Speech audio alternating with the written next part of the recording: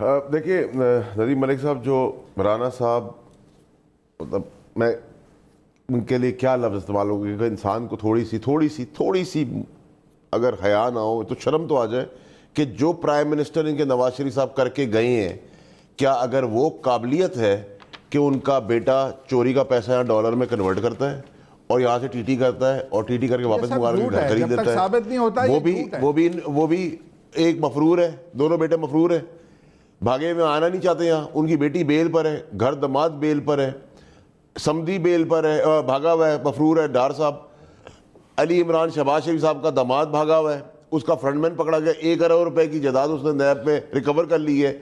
सुलेमान शहबाज ने कल, आपको पता है, परसों एक स्टेटमेंट देके फंस गया पैनामा की तरह, उसने सब कुछ एक्सेप्ट कर लिया। वो कह रहे हैं ये सारी टीटियां मेरी है, लेकिन मैं जानता नहीं हूँ। पापड़ वाला जो दुनिया में नहीं है, ठेले वाला, सर आपके मेरे और इनके अकाउंट में क्यों?